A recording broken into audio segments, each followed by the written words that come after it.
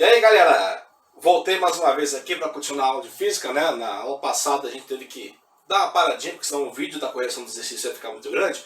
Então hoje nós voltamos para finalizar aquela correção de exercício lá, tá bom? Então se muito demora, bora pro vídeo, né? Bora para a correção. Então, como de costume, tá aí a introdução, né? Primeiro ano, né?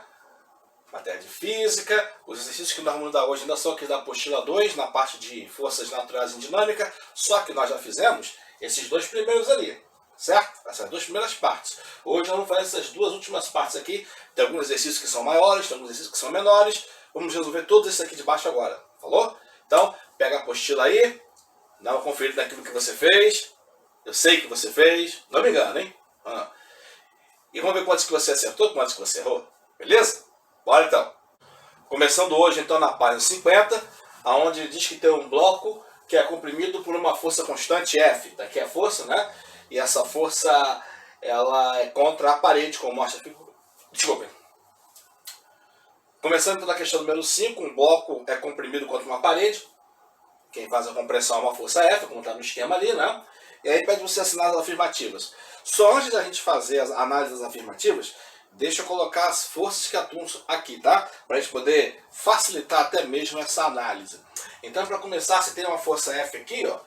Há um contato com a parede. E se a força F está fazendo ele tentar entrar na parede, a parede tenta fazer ele sair dela, tá? Essa é a força normal, ok? Do capítulo anterior. A gravidade nunca deixa de atuar. Então, aqui a gravidade está puxando o bloco para baixo, ó. Tá aqui o peso dela, que é a resultante da ação da gravidade. Só que o bloco não cai. Se o bloco não cai, tem uma força para cima, obrigatoriamente. E aí, que força está para cima ali? Se a tendência natural é esse cara deslizar sobre a superfície, que está sendo forçado aqui, né? Se eu simplesmente coloco aqui largo, opa! Se eu simplesmente coloco aqui largo, tá vendo? Não tem força nenhuma atuando sobre ele com a parede para cima. Mas quando passo a forçar para dentro da parede, tá? Faz até aquele barulhinho, ó. Viu? O barulhinho significa que está havendo atrito. E se está havendo atrito, então esse atrito está tentando fazer com que o bloco pare de se mover, ou pare de tentar se mover. E nesse caso, a força de atrito está apanhando, está sendo exercida, melhor dizendo, para cima. Ok? Então, a princípio, são só as 4 forças que atuam sobre o bloco nessas circunstâncias.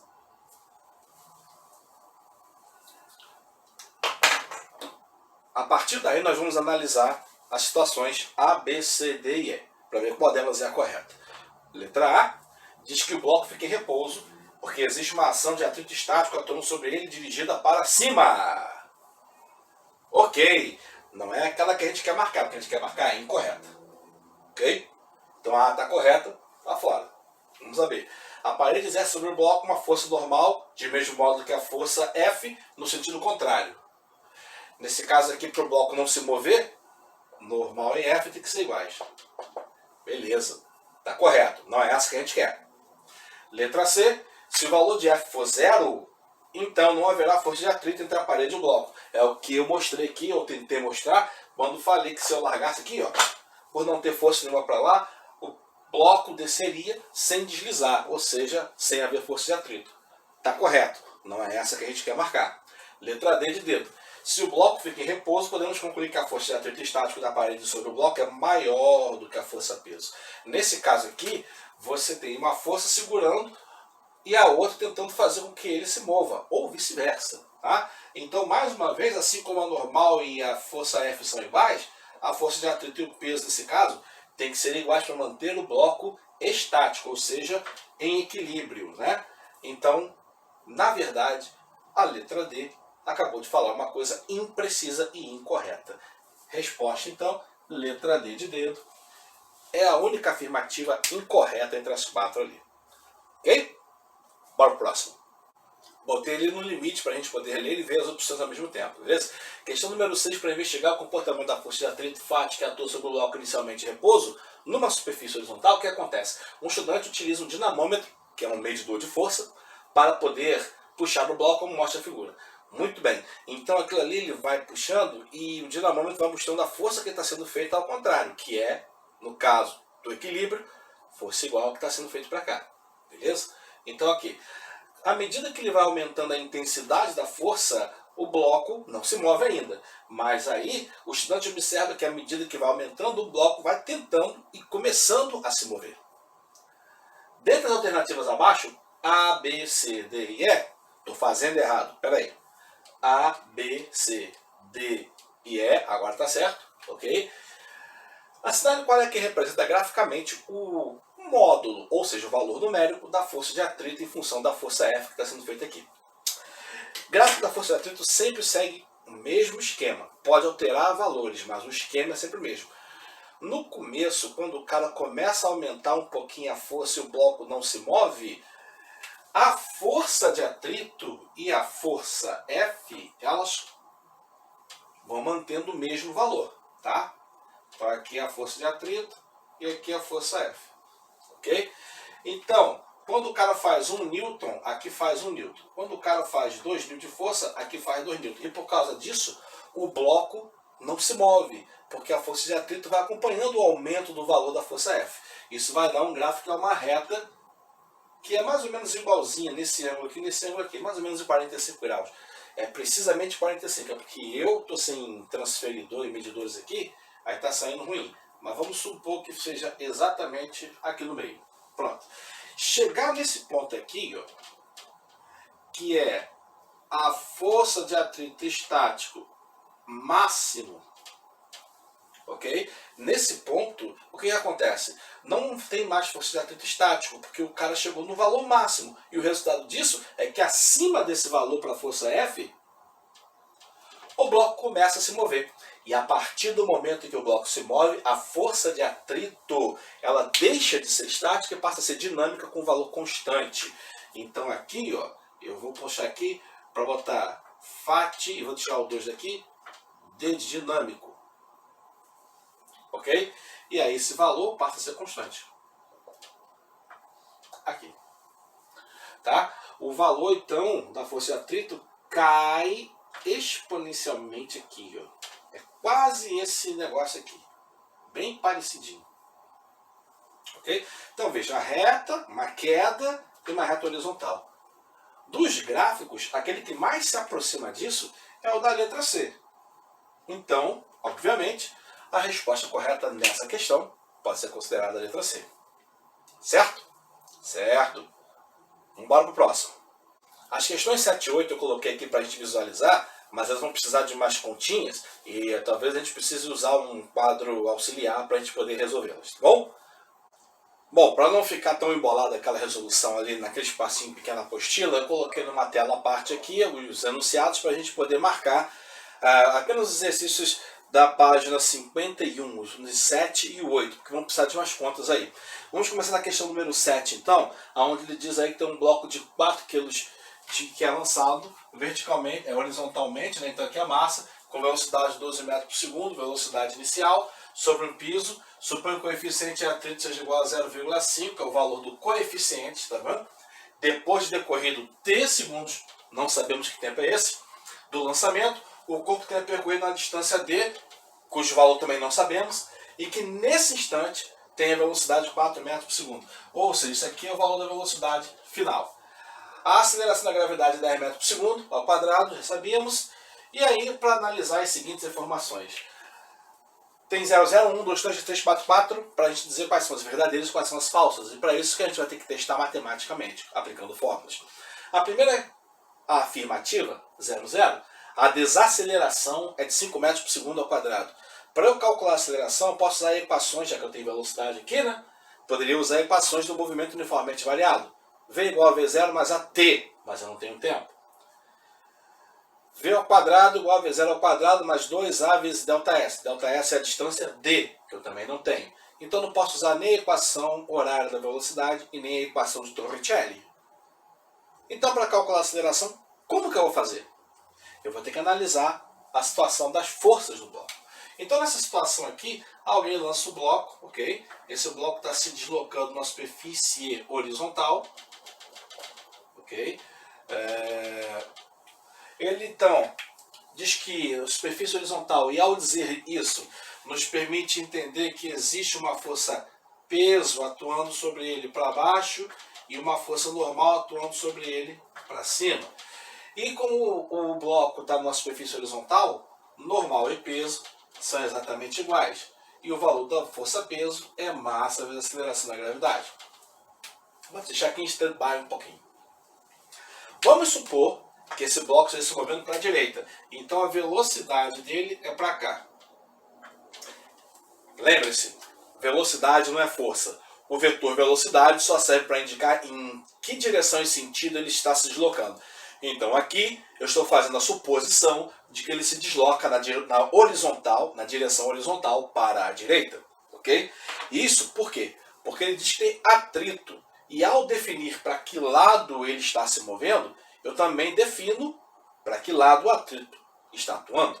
Se o atrito é sempre contrário ao movimento e o movimento é na horizontal para a direita, então eu também posso colocar aqui como atuante uma força de atrito que está atuando na horizontal, porém para a esquerda, contrário ao movimento. E esse atrito vai atuando e reduzindo o valor da velocidade. Tá? Como é que eu calculo o valor da força de atrito? Força de atrito é igual ao coeficiente vezes o valor da força normal. Tá? Então, a normal eu posso tirar daqui de cima. Basta eu substituir os valores. Massa, olha lá, 4 kg. A aceleração da gravidade vale 10, então a normal vale 40 newtons. Então aqui eu calculo a força de atrito colocando os valores do coeficiente, que ele me deu que é 0,5, e da normal, que é 40, me dando como valor 20 newtons. Então eu tenho a força de atrito de 20 newtons atuando contrário ao movimento, fazendo com que haja uma desaceleração, que é exatamente aquilo que ele pergunta na questão, na alternativa, na afirmativa 00. E essa desaceleração vale quanto? Agora eu posso aplicar a segunda lei, aonde ele me diz que a força resultante é igual a massa vezes a aceleração.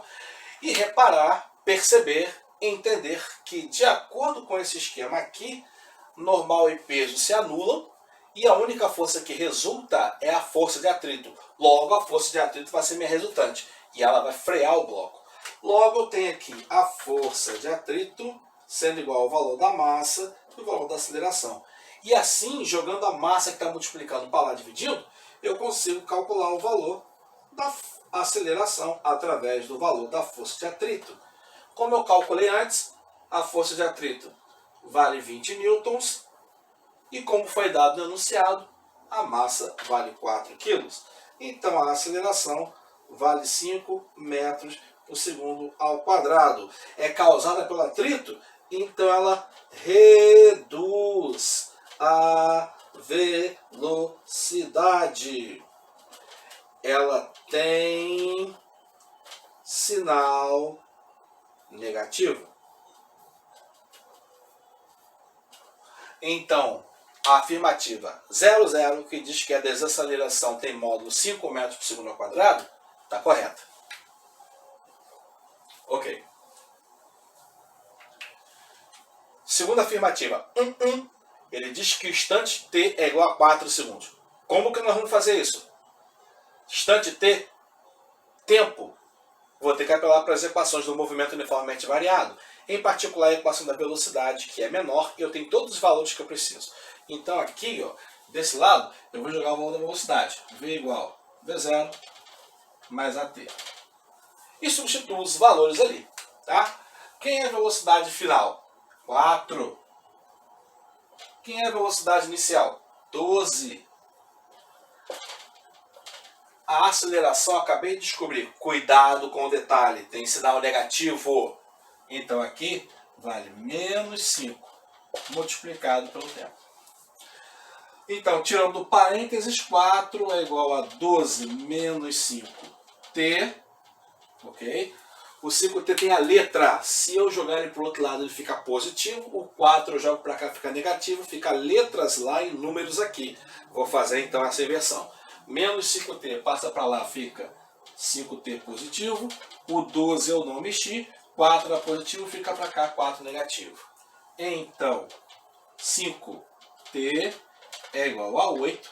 Então, o tempo é igual a 8 dividido por 5. Passa multiplicando para cá, dividindo, que vai dar 1,6 segundos. 1,6 segundos. Um instante não é igual a 4 segundos. É igual a 1,6 segundos. Tá fora, tá errado. Essa então a gente não vai marcar, ok? Deixa eu fazer uma pequena divisão ali. Ok? Afirmativa 2,2 agora, terceira afirmativa. A distância D é menor que 4 metros. Como é que eu vou calcular isso? Distância. Tem uma fórmula que tem distância, que é a equação de Torricelli. Então vamos usá-la aí. Tá? V0 ao quadrado. Opa, sem zero. Isso, V ao quadrado. Agora sim. V0 ao quadrado mais 2 vezes a aceleração. Na fórmula original é ΔS, distância. Aqui ele chamou distância de D. Então aqui eu vou colocar D de distância. Ok? Então, substituindo os valores. Velocidade, 4 metros por segundo ao quadrado. Velocidade inicial, opa, aqui é sinal de igual. Velocidade inicial é 12, também vai ser elevado ao quadrado. Mais 2 vezes, olha a aceleração negativa de novo, vezes a distância. Né? A aceleração, quando for substituída ali, vai considerar negativo, porque ela é uma desaceleração, representa a redução da velocidade, causada pela força de atrito. Ok? Substituindo e resolvendo. 4 ao quadrado, 16. 12 ao quadrado, 144. Mais com menos, porque é uma multiplicação. Menos 2 vezes 5, 10, vezes a distância. Vou fazer aquela inversão de novo. Ok? Menos 10D vai passar para lá, fica 10D positivo. 16D positivo, fica para cá negativo. Então, 10 que multiplica a distância igual a 144. 16 passa para cá, menos 16. Aí, quando fizer a conta, 10 que multiplica a distância é igual a 128. A distância é igual a 128 multiplicada, dividido por 10, que vai dar 12,8 metros. Opa, deixa eu botar aqui um. Isso, 12,8 metros. 12,8 não é menor do que 4. Logo, a afirmativa 2,2 está errada. Ok? Vamos testar agora a terceira afirmativa, 3,3. Deixa eu pegar aqui o lápis, o piloto vermelho. Isso. Afirmativa 3,3 agora. O que ele diz ali? O corpo para após 24 segundos. O que quer dizer para? Quer dizer que nesse caso aqui, a velocidade final vai ser igual a zero. E o tempo vai ser 2,4 segundos. Então vou ter que jogar dentro de uma fórmula que pode ser a equação da velocidade, esses dois valores. Ok? Então, jogando aqui, ó, V igual V0 mais AT. Aí vamos fazer a conta. A velocidade final vale 0, a velocidade inicial continua sendo 12, mais menos 5, que multiplica o T, que agora vai 2,4. Ok? Deixa eu fazer um pouquinho menor aqui, senão não vai dar espaço aqui. Então, substituindo, 0 é igual a 12, que é a velocidade inicial, mais menos 5, que multiplica o tempo. 0 não muda nada. 0 é igual a 12 mais com menos, menos 5t.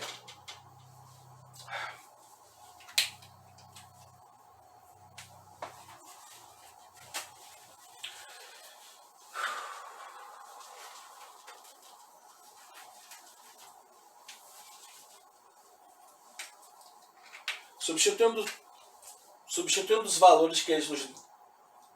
Substituindo então os valores que foram dados agora nessa questão, a velocidade final é 0, a velocidade inicial é 12, ok? Mais a aceleração, que é menos 5, multiplicado por t.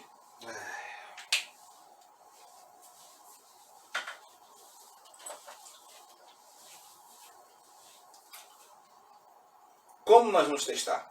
nós vamos jogar o tempo aqui. Se der o valor de 0 como resultado, vai estar correto. Se der um valor que não seja 0 ali, vai estar incorreto. Então, vamos jogar os valores ali. A velocidade vamos ter como minha variável, a velocidade inicial é 12, a aceleração é menos 5 e o t vale 2,4. Ok? Então, a velocidade vai ser igual.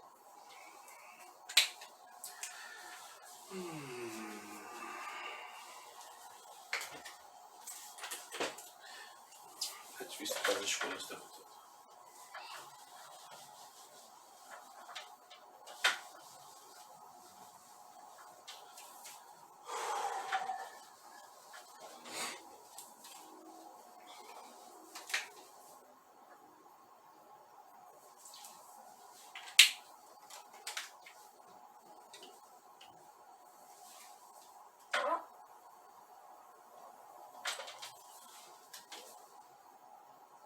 Afirmativa 3.3. O corpo para após 2,4 segundos. Então, na verdade, nesse enunciado aqui, vou jogar para cá, ele está dizendo que a velocidade final é 0 quando o tempo for igual a 2,4 segundos. Será que isso é verdade? Vamos fazer o seguinte, deixa eu dividir aqui, vamos fazer o cálculo nesse lado aqui. Que cálculo? Como eu quero a velocidade final e tenho tempo, eu vou usar a mesma equação do movimento uniformemente variado ali. Tá bom? Então, V igual V0 mais AT. Como nós vamos testar essa hipótese? Vamos jogar o valor do tempo aqui e ver se vai dar 0. Se der 0, está correto. Se não der 0, está errado. Então, repete a velocidade. A velocidade inicial é 12 mais 5, que é negativo, que multiplica 2,4. Muito bem, agora vejam. A velocidade é igual a 12, mais com menos, menos. E aí? Se você fizer aí 5 vezes 2,4 vai dar exatamente 12. E aí 12 menos 12, 0. Está correto. O corpo realmente para quando o tempo é 2,4 segundos. Outra alternativa correta. E finalmente a alternativa afirmativa 4.4, ou seja, a última, diz que o corpo para após percorrer 8 metros.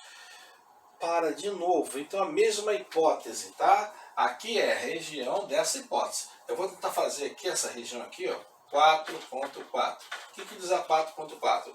A velocidade é nula se a distância for igual a 8 metros. Então ali, na verdade, está te perguntando o seguinte, ele vai parar depois de percorrer 8 metros? A única equação que diz distância ali é a equação de Torricelli. Então é ela que nós vamos usar, beleza? Então aqui, V ao quadrado, V0 ao quadrado, mais 2 vezes a aceleração vezes a distância. Como faremos o teste? Mesma coisa que fizemos aqui. Vamos repetir a velocidade e o restante das coisas tem que zerar. Se der 0, vai estar correto. Se não der 0, vai estar incorreto. Então, vai dar 12 ao quadrado mais 2 vezes menos 5 vezes 8. Aliás, se der 0, não, desculpa, gente. Se der 8, tá? Se der 8. Na anterior foi 0. Na 4.4 é 8 metros. Então, substituindo aqui, V ao quadrado, 144. Mais com menos, menos. 5 vezes 2, 10. 10 vezes 8, 80. Então, a velocidade ao quadrado é igual a 64. Então, a velocidade é igual a raiz quadrada de 64, que é igual a 8. E por isso, a distância que ele percorre até parar é 8 metros por segundo, conforme foi dito na alternativa ou na afirmativa 4.4. Logo, ela também está correta.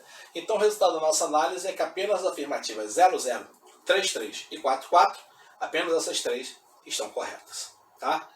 Beleza? A questão número 8, eu vou fazer a mesma coisa que também precisa de cálculo. Então, eu vou botar numa forma como se fosse uma folha branca. Já que eu vou mudar, você anota aí nessa apostila ou de preferência no seu caderno, para a gente poder alternar aqui para a próxima questão. Muito bem, questão número 8 agora. Tem aí uma bola de bilhar com 200 gramas de massa. Tá? Então, vamos pegar alguns dos valores que estão aqui, porque alguns deles vão precisar ser convertidos para a unidade do sistema internacional. Tá? Então aqui, por exemplo, o valor da massa é 250 gramas. o que não está nas unidades de medida do sistema internacional, tem que estar em quilos. E para passar para quilos você divide por 1000. Ao dividir por 1000 você vai achar o resultado 0,25. Tá? Então o valor da massa na verdade é 0,25 kg. E aí está cada que ele imprime uma velocidade de 72 km por hora. Desculpem, 7,2. Esse é o valor da velocidade com a qual a bola começa o problema. Então a velocidade é inicial, V0 igual a 7,2 km por hora, que também não está em unidade do sistema internacional, por isso eu tenho que passar para metros por segundo. Divide por 3,6.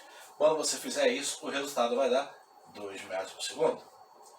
Continuando, então, aí ela permanece em contato constante com a mesa e sabendo que o módulo da força de atrito, o módulo do valor de FAT é 0,5 newtons no caso, calcule qual é o valor de coeficiente estático μe e qual a distância percorrida pela bola D até parar.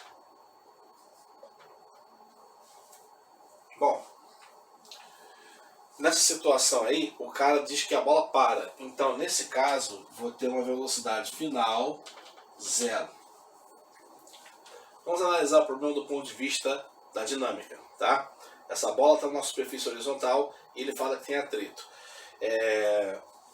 Parece estranho falar isso, mas há duas situações, porque você fala de uma coisa que está em movimento e que tem atrito estático. Parece o contrário do que nós havíamos falado lá na definição da força de atrito. Mas na verdade o que acontece é o seguinte: o atrito estático acontece quando uma superfície não consegue deslizar sobre a outra, ou não desliza sobre a outra. Ele está ali e não permite o deslizamento. Já o atrito cinético, ele acontece quando as superfícies elas atritam-se ou movem-se uma sobre a outra. Okay? No caso da bola, você pode entender isso como sendo, por exemplo, uma bola de boliche. Quem jogou boliche aí vai saber o que eu estou falando. Quando você faz o arremesso. Tá? No primeiro contato da bola com a pista, que é de madeira normalmente um pouquinho lisa, ela desliza um pouco. Nesse momento de deslizamento, o atrito é cinético, porque é deslizamento entre a superfície da pista e a superfície da bola. Mas, passados alguns centímetros ou metros, essa bola começa a rolar. Ao rolar, o que acontece? O deslizamento para e ela começa a virar sobre si mesma, rolando.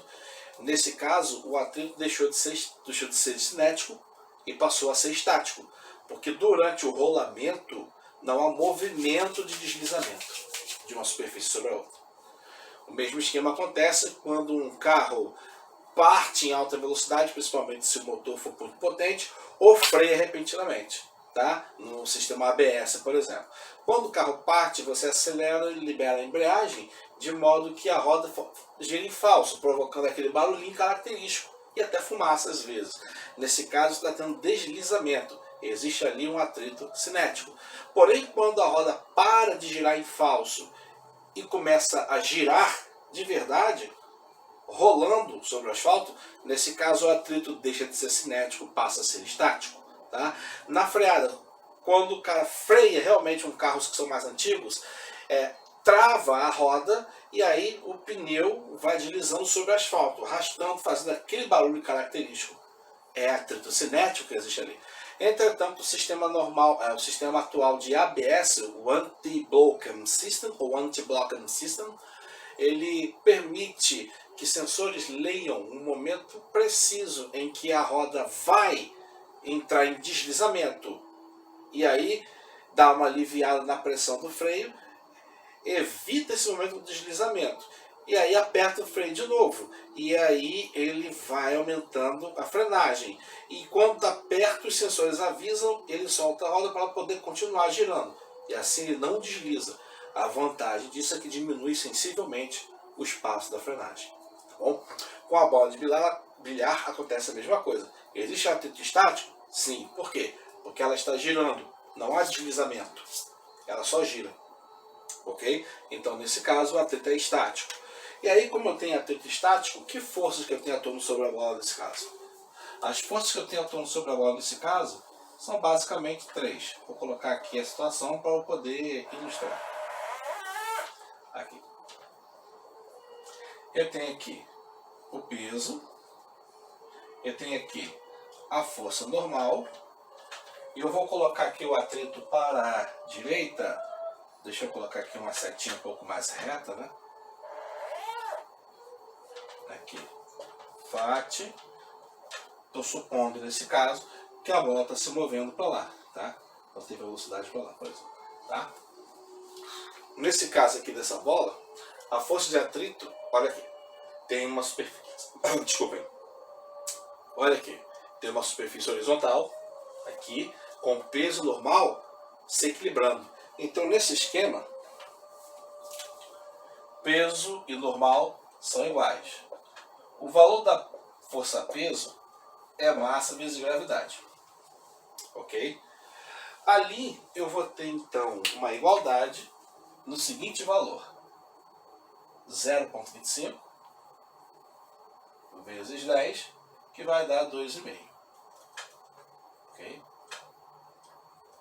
Então a força normal também vale 2,5 newtons.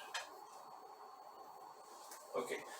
Por outro lado, se a normal e o peso se cancelam, a única força que sobra é a força de atrito. Então ela vai fazer o papel de força resultante nesse caso. Então o que vai acontecer com a bola? Vai perdendo velocidade, vai ter uma aceleração negativa, tá? Mas mesmo tendo uma aceleração negativa, é possível aplicar ali a segunda lei de Newton. Nesse caso, então, deixa eu fazer uma separação aqui para não ficar tão embolado, peraí. Aqui, força resultante é igual a massa vezes a aceleração. A força, nesse caso, vou botar onde aqui? Eu vou botar aqui em cima. Força resultante igual a massa vezes a aceleração. Acho que não vai ficar embolado não, vai dar espaço. Então, ó, deixa eu apagar aqui e botar um pouco mais para cima, que vai dar espaço de resolver aqui, tá bom? Quanto vale a força resultante, então? É a força de atrito. Desculpa. Nesse caso aqui, a força de atrito. Tá? O valor da massa ele já deu, tá ali. E o valor da aceleração ele não deu. Ok? Mas através daquilo ali, eu posso determinar qual é a aceleração. Ok? Então, como se fosse de atrito, eu atuasse negativamente. E aí eu vou ter um valor de aceleração que também é negativo. As perguntas que ele me faz são: qual é o coeficiente de atrito e qual é a distância? Para eu calcular essas duas coisas, eu tenho que ir direto na equação que tem esses dois valores. E são duas equações nesse caso. A primeira equação é a da força de atrito. Coeficiente vezes normal. E a segunda equação, como eu tenho distância no movimento acelerado, é a equação de Torricelli. V ao quadrado vezes zero ao quadrado, 2 vezes a aceleração vezes a distância que ele representou por D ao invés de ΔS. Ok. Beleza. Então, vou resolver aquilo ali. Para eu calcular o valor do coeficiente aqui, eu preciso ter o valor da normal, que já estamos com ele aqui, e o valor da força de atrito, que não temos. Temos? Temos. Aqui, ó. 0,5 newton. Então, tendo esses dois valores, eu substituo. 0,5 é igual ao coeficiente de estático vezes a normal, que vale 2,5. Então, 0,5 dividido por 2,5 é igual ao coeficiente de atrito estático. Logo, o coeficiente de atrito estático vai valer 5 dividido por 25, que vai dar 0,2. Então, a resposta correta só pode ser uma das duas, ou a letra B ou a letra D. Quem vai decidir qual é delas é a segunda pergunta, o valor da distância. Aí vou começar com a distância aqui, na equação de Torricelli. Então, o cara vai parar, olha lá, velocidade 0. A velocidade inicial do cara é 2 metros por segundo. 2 vezes o valor da aceleração vezes o valor da distância. A distância eu quero calcular, mas a aceleração eu não tenho. Então vou ter que calcular a aceleração. É aí que entra a segunda lei de Newton. Para calcular a aceleração, já tendo o valor da força de atrito, que vai ser a única força que vai atuar ali. Tá bom? Lembrando que a força de atrito é considerada negativa ali porque ela é contrária ao movimento. E vai criar uma aceleração negativa. Então aqui vai dar 0,5 é igual ao valor da massa. Cadê? Que é 0,25 vezes o valor da aceleração. Então, 0,5 dividido por 0,25 vai ser igual ao valor da aceleração. Quando eu fizer aquela conta ali, tá? Vai dar 50 dividido por 25. Então a aceleração vai dar com o valor 2 metros por segundo ao quadrado. Deixei o espacinho ali, por quê? Porque aqui tem um sinal de menos, aqui vai ter um sinal de menos e aqui vai ter um sinal de menos.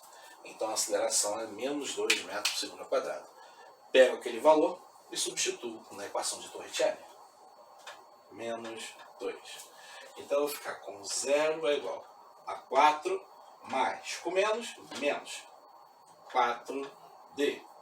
Letras para um lado, números para outro. 4D negativo fica positivo, é igual a 4. Estou procurando um número que multiplicado por 4 dê como resultado 4. Que número será esse, hein? Esse número é 4 dividido por 4, que vai dar exatamente 1 metro. Esse resultado torna a opção letra D de dedo o resultado correto, ou a alternativa correta, se você preferir. Ok? Precisei colocar numa página separada devido à quantidade de contas que tem, mas é isso aí. Ok? Vamos então agora à página 53 e 54 para fazer os últimos exercícios que a gente tinha indicado. Beleza? Então vou apagar aqui para a gente poder ir para lá. Questão número 10, aqui na página 53, ele tem ali a imagem, mostra um exemplo de um esquilo voador. Não está muito bem definido, na sua coxinha provavelmente está bem definido, está melhor definido, tá? Cabeça, rabo e aqui uma espécie de membranas que imitam as asas, por exemplo, de morcegos, né? Ele diz o seguinte aqui: quando deseja descer ao solo saltando de uma árvore, ele abre essas asas, que na verdade são membranas, né? Por isso que são chamadas de pseudo-asas, ok? Que atuam como um freio aerodinâmico e amortecem sua queda. Considerando que esse esquilo cai verticalmente com suas pseudo-asas abertas, qual das alternativas a seguir descreve corretamente as características físicas desse movimento? As características físicas desse movimento é que são bem simples, né? Quando ele desce com as asas abertas, ele começa com a aceleração da gravidade sendo a única aceleração, o que faz o movimento ser retilíneo e uniforme, mas quando se atinge um certo valor de velocidade, ele vai caindo com velocidade constante, sendo um movimento uniforme. Por quê? Porque a força de resistência do ar iguala a força-peso. E aí essas duas forças igualando, se a resultante é zero, não tem aceleração, continua tendo velocidade. Então a opção correta aqui, vamos ler cada uma delas. Durante a queda, o módulo da aceleração do esquilo aumenta até sua velocidade terminal. Não. Na verdade, a resultante vai ficando cada vez menor, o que significa que a aceleração vai diminuindo. Letra B. À medida que cai, o peso do esquilo diminui. O peso é a ação da gravidade. A gravidade é constante, o peso é constante. Não é isso que acontece não, tá? Letra C. A resultante da força experimentada pelo esquilo é constante e não nula durante a queda. Se a resultante fosse não nula, a aceleração dele seria constante, o que equivaleria à letra A. Como a letra A está errada, a letra C também está errada. Vamos à letra D. Ele diz ali que a força de resistência do ar é variável e equilibra o peso quando a velocidade terminal é atingida. Perfeitamente coincidente com aquilo que nós falamos. Então, letra D é a opção correta. A velocidade terminal do esquilo não depende da densidade do ar. Diz aí a alternativa letra E, foi uma coisa que nós não abordamos, mas já vou dizer de cara. Depende do ambiente e depende da substância. Então, depende do ar, tá? Tá fora, então a letra E está errada. Só confirmando que a letra D é a resposta correta. Vou subir aqui um pouquinho para a gente poder fazer a questão número 11. Questão número 11, ele diz ali que um paraquedista sai de uma altura H. O gráfico a seguir relaciona o módulo de sua velocidade com o tempo. Muito bem. Então veja. Veja como a velocidade do cara aumenta vertiginosamente no começo, o aumento da velocidade, o ritmo de aumento vai reduzindo até chegar a uma determinada velocidade. Que velocidade é essa? Esse valor aqui nos 20 segundos de queda. Nessa velocidade o cara permanece com velocidade constante a partir daí. Resultado, a resultante das forças é igual a zero. Então aquilo ali é uma velocidade terminal. Só que aqui no tempo 40 segundos, alguma coisa acontece que a velocidade cai vertiginosamente, muito rapidamente. Então provavelmente ele fez o quê? Puxou o paraquedas. E aí, como a resistência do ar aumenta muito, a velocidade terminal diminui muito. E aí a velocidade terminal cai para um valor muito mais baixo. Tá? Então aqui está caindo em queda livre, atinge a velocidade terminal sem paraquedas. Puxa o paraquedas, a resistência do ar aumenta, ele freia bruscamente até atingir a segunda velocidade terminal. É isso que acontece. Tá? Nos instantes t igual a 0 e t igual a 40 segundos, e t igual a 70 segundos, os instantes 0, 40 e 70. 0, 40, 70. Corresponde respectivamente aos instantes do salto, de abertura do paraquedas e de contato com o solo finalmente. Muito bem. É correto afirmar então que entre os instantes, vamos lá, vamos analisar então. Letra A. Entre 20 segundos e 40 segundos, nesse trecho aqui, a força resultante do paraquedas é nula. Olha a velocidade? Constante. Velocidade constante significa a força resultante nula. Já é a alternativa correta. Letra A. Só por desencargo de consciência. Na letra B, entre os instantes 0 e 20, nesse trecho aqui, a força resultante para cima sobre o paraquedista.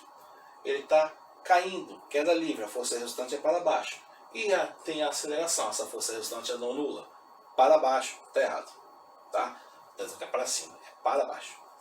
Letra C, ele diz que entre os instantes 40 e 50, nesse pequeno trecho aqui, ó, há uma força resultante para baixo atuando sobre o paraquedista. Como a velocidade diminui e o cara está se movendo para baixo, a força resultante é contrária ao movimento. A força resultante é para cima. Está fora, está errado. E finalmente na letra D, entre 0 e 70, ou seja, no gráfico todo, o paraquedista sempre esteve sujeito a uma força resultante. Muito bem. No trecho entre 20 e 40 e no trecho entre 50 e 70, a velocidade é constante, o que significa que não há força resultante. Está errado por isso. Ok? Então, só confirmando, letra A é a alternativa correta. Tá? Vou suspender um pouquinho aí para a gente poder fazer a questão número 12. Questão número 12 agora. Na questão número 12, ele diz que o carro de corrida deve possuir formas aerodinâmicas, que tem a ver com a sua geometria, privilegiando a produção de menor arraste possível do ar e minimizando assim as forças resistentes que atuam sobre ele. Ok? Muito bem. A força de arraste pode ser calculada por F é igual a D vezes V ao quadrado, sendo V a velocidade do carro, obviamente, e D maiúsculo uma constante que depende da forma e do tamanho do carro. Beleza? Considerando MKS e Sistema Internacional de Unidade de Medida, a constante K tem a seguinte unidade. Então, se aqui é força, aqui é velocidade e aqui é D, e essa velocidade está ao quadrado, esse carinha aqui ó, é metro ao quadrado por segundo ao quadrado. Esse carinha aqui é Newton. Tá? Newton. Mas nós vimos que força resultante é igual a massa vezes aceleração. Então, Newton é igual a quilograma metro por segundo ao quadrado. Tá? Então aqui eu vou ter, invertendo a questão, colocando D como sendo o sujeito que eu vou calcular, o valor da força dividido pela velocidade ao quadrado.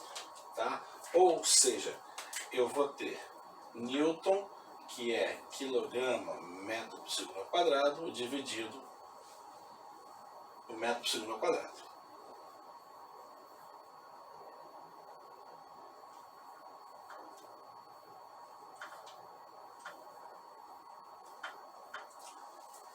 Percebeu? metro quadrado, segundo ao quadrado. Então o que eu posso fazer aqui? Divisão de fração. Repete a primeira, quilograma metro, segundo ao quadrado, multiplica pela segunda invertida. Segundo ao quadrado, metro ao quadrado. E aí, segundo ao quadrado aqui, corta. Aqui eu tenho 1 metro que eu vou cortar com 1 metro daqui. Vai ficar apenas 1. Então, simplificando essa unidade de medida, vai ser quilograma por metro. E quilograma por metro corresponde à alternativa letra A. Isso não é uma coisa que a gente tem costume de fazer, tá, pessoal?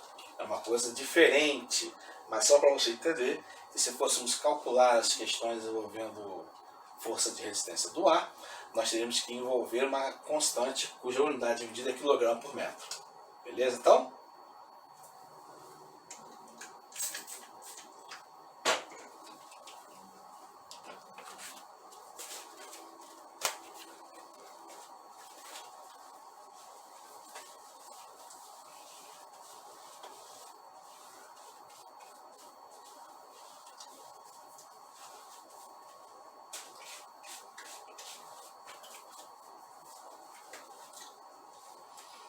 Vamos ver se dá para a gente resolver a questão número 3 aqui. Ele diz que tem uma bola de massa 2 kg, está caindo na atmosfera próximo da Terra, com velocidade de 100 metros por segundo, em um local onde a aceleração é 10 metros por segundo ao quadrado. Podemos afirmar que a força de atrito ou arraste que o ar faz sobre a bola é aproximadamente igual a quanto? Essa bola está caindo na atmosfera com velocidade constante. Então, preste atenção porque nem todos os dados vão precisar usar. Se essa bola cai com velocidade constante, a força que é o peso e a força que é a resistência do ar são iguais. Ok? Então, a força de resistência do ar, na verdade, é igual à força-peso, que é igual ao valor da massa multiplicada pela aceleração da gravidade. Ou seja, aquele valor de velocidade nós não vamos precisar usar aqui. Então, a força de resistência do ar vai ser igual ao valor da massa, que nesse caso é 2, vezes o valor da aceleração da gravidade, que nesse caso é 10 metros por segundo ao quadrado, visto que é a Terra, e o resultado disso é 20 newtons. Certo? Opção letra C. Simples assim, tá? Porque a força de resistência do ar só depende da velocidade, sim, mas ela, quando é atingida na velocidade limite, ela é igual ao peso. Era só isso que precisava lembrar, que essa força de atrito da resistência do ar é igual à força-peso. Tá? Finalmente, questão 14. Devido à resistência do ar, gota de chuva cai com velocidade constante a partir de uma certa altura. E aí o módulo da força resistiva é dado por F igual a AV ao quadrado. A mesma fórmula de cima, tá bom? Só que no lugar de D é A, onde A é uma constante de valor 8 vezes 10 elevado a menos 6 newton segundo quadrado, metro quadrado, e V é o módulo da velocidade. Nessas circunstâncias, uma gota cujo módulo do peso vale 3,2 10 elevado a menos 7 newton atinge o solo com velocidade de módulo em metro por segundo igual a quanto? Parece complicado. Só complica mesmo por causa das unidades de medida e das potências, das notações científicas, na verdade, né? O que acontece? Ele diz que cai com velocidade constante. E o valor que ele quer saber é o valor da velocidade. Então não vai ter jeito. Eu vou ter que fazer, mais uma vez, que cada uma dessas gotas caem por causa da ação do peso, que é igual à ação da força de resistência do ar. Ok? Então ali, como ele quer calcular a velocidade, ó, força do ar é igual à força-peso. Quem é a força do ar? D vezes V ao quadrado. Quem é peso? Massa, gravidade. Aí que vão entrar os valores. Tá? Aí que vão entrar os valores. Eu vou fazer logo aqui ó, a inversão. V ao quadrado é igual a massa, gravidade, dividido pelo valor de D. Vou jogar para cá. Bom? Então, quem é V ao quadrado? Vai dar uma fração, o valor da massa da gota. Cadê? Uma gota cujo módulo do peso, ó, módulo do peso. Então já vale aqui, ó. Não precisa nem botar em mg, que beleza. É peso aqui, ó. porque ele dá o valor do peso já. Então, melhor ainda, vamos lá, 8 vezes 10 elevado a menos 6. E quanto vale o valor de... E quanto é o valor de D? Ó, cadê? Ah, não, esse é o valor de D.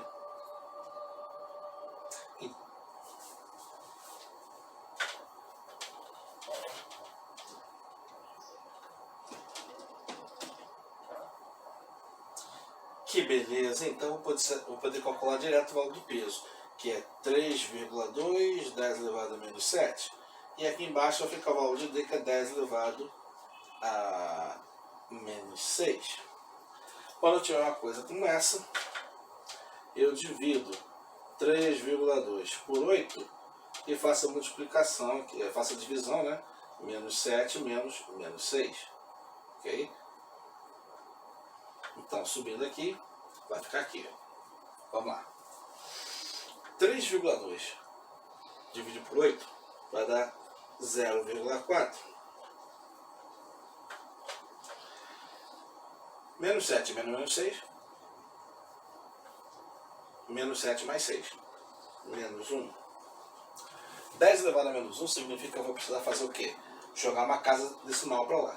Então, v ao quadrado vai ficar, na verdade, 0,04.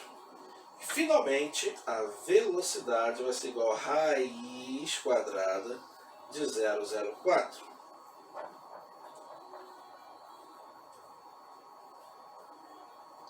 Que dá 0,2 metros por segundo. 0,2 metros por segundo equivale à alternativa letra B. Ok? Muito bem. Esse foi o último exercício daquela lista que eu passei. Espero que de alguma forma vocês consigam entender. Não conseguiram entender direito, volta, aproveita que é uma aula gravada, volta e reassiste do começo ou daquele númerozinho especificamente que você não compreendeu.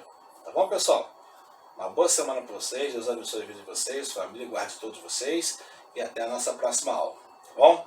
Valeu!